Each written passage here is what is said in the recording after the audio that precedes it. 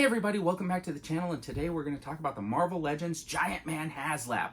Why? Because Hasbro does not yet have all of your money. That's right, if you back the G.I. Joe campaign and you back the Star Wars campaign, you might as well back the Marvel campaign because I don't think they've made all of their money yet.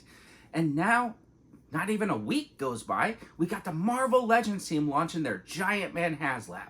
Now, you know what? It's kind of cool that they did it because you're going to get a 24-inch superhero, and I think that's kind of cool. And he's got that classic look, and it's going with all those redone Avengers figures that they're launching. The Giant Man will just fit into that classic Avengers if that's what you're looking for. And I think it's kind of cool that they did that classic look and they didn't try to do like the giant Ant-Man from the movies or something like that, because the comic book Avengers, I think personally, are kind of my favorites. But anyways, let's talk about this for a second. We got these two figures, and you can see there was some definite improvement. You can see the body on the Galactus looks really, really good with like the sockets and stuff. What I noticed about that Giant Man, though, is he had those butterfly joints that looked really, really cool. Now, they did use that term, the most articulation yet. And I think I've heard that in every Apple iPhone when they talk about the fastest processor or whatever. It was interesting to hear. I wonder if they took a note from them. Now, they did reference back to the Engine of Vengeance and watching other campaigns and trying to learn from them. So they didn't lock any of the classic, iconic figures that you might want in your collection behind any tiers, which I almost think is a great idea, because can you imagine the Wasp being stuck behind like a tier and maybe not getting to that tier and then realizing I'm never going to be able to assemble my Avengers just because of one figure. Now, the other thing is cool. The articulation in the hand looks fantastic. When they showed that picture of the hand with the finger touching the thumb, I thought that looked really, really cool.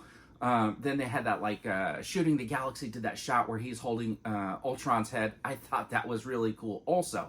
Now, the toe joint looked fantastic. It's going to be great. These guys don't have a toe joint, and it's been kind of hard to put them in a walking pose, but I think that's going to really help. The fact that he's got like, he looks like a 6-inch action figure just expanded makes it look really, really cool. Like you're going to be able to get all kinds of articulation out of that guy. I can imagine putting him in a kneeling position, having him his hand down so somebody could be like walking onto his hand. That could be really, really cool. And the price point, I mean, $200, right? So if you're thinking about all the previous ones, they were much more than that. Now you're saying, well, I'm not really getting anything for my $200. And you know what? I got to agree with you on that. I wish that the tiers were all separate heads. It would be cool to be able to like put the extra heads up on a shelf. Hold on. So this is the Sentinel, came with the different heads. And it's kind of cool to just display these as they are. Now, I know that with one of the tiers, with the Skrull head, you're getting a whole head. So that's going to be kind of cool. If you don't have it on your Giant Man, you're going to be able to set aside, have it on a shelf, take it to work, put it on your desk, whatever. Like, I could easily take this and throw it on my desk. It would be like a really cool like desk thing, right? And same with this one. It was like really cool to go on like a desk.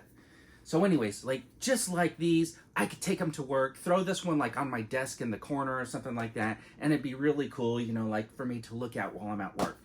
Anyway, so I think it would be really cool, instead of just faceplates like they gave us with this Galactus for here, they should have given us full heads for the tiers. I mean, come on. If you're looking at a few thousand more times 200, you're talking about quite a bit of money extra, and you're only giving like a face, right? So I think it would be cool to be able to like have the zombie head at work or something like that.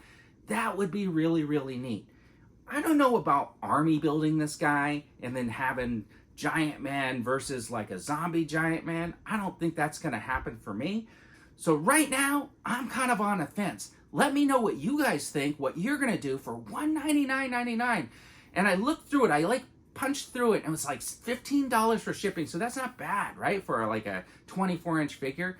And the box, I'm sure, is going to look amazing because of the other Avengers that are going to be part of that.